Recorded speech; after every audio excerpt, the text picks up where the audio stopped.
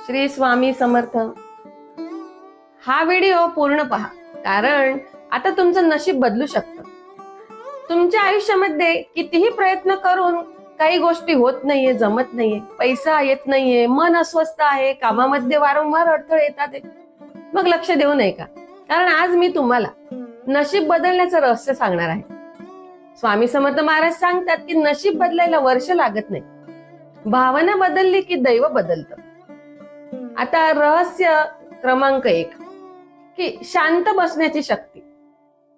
आज लगेच कुठेही तुम्ही शांत बसा आणि डोळे बंद करा आणि 3 वेळा हळू आवाजात म्हणा की श्री स्वामी समर्थ शरणम मम, श्री स्वामी समर्थ शरणम मम.